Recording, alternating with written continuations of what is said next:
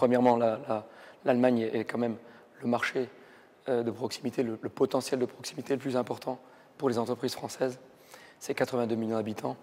C'est le 3e exportateur mondial de marchandises, le 3e importateur mondial de marchandises également. Donc une destination qui est très demandeuse, qui importe beaucoup. C'est un potentiel industriel phénoménal. L'industrie représente encore 25% du produit intérieur brut. C'est donc une part très importante.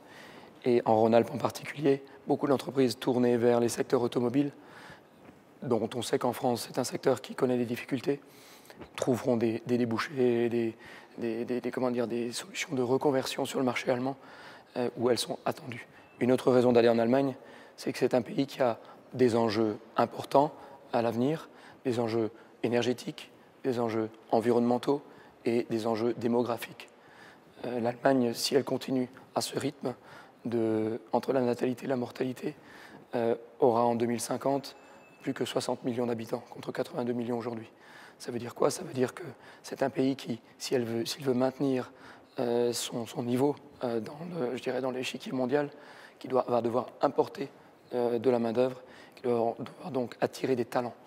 Et c'est une façon aussi pour les entreprises françaises, en proposant leurs ressources et leur capacité d'agir, que de prendre pied sur ce marché qui est d'un ressort phénoménal.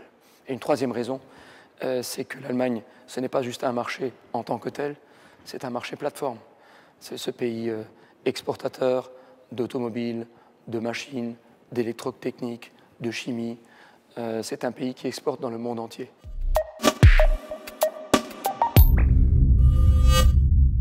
On n'a pas 15 occasions de se présenter pour la première fois en Allemagne. Il faut qu'elle soit bonne tout de suite. Donc il y a un gros travail de préparation, d'anticipation à produire pour être audible vis-à-vis d'un interlocuteur allemand. Il faut avoir préparé son coup, comme on dit, s'être renseigné sur la concurrence. Qu'est-ce que je fais de mieux par rapport à cette concurrence? Les Allemands sont des comparateurs fous. Ils adorent comparer les choses. Donc si on peut leur prémâcher le travail en disant « mon offre, elle se situe là par rapport à tous ceux que tu connais déjà. Voilà les avantages différenciateurs que tu vas avoir avec moi. » C'est intéressant. Et puis, d'autre part, les Allemands ne sont pas des gens d'opportunité.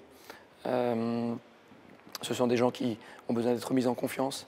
Donc quand on arrive à eux en disant « regarde, je prends l'Allemagne au sérieux, j'ai ma brochure en allemand, j'ai une adresse en Allemagne, un numéro de téléphone en Allemagne, c'est des solutions que nous proposons à moindre frais. » Quelque part, on explique à cet Allemand qu'on n'est pas là juste pour faire un coup, mais qu'on est là pour s'ancrer et travailler longtemps avec lui.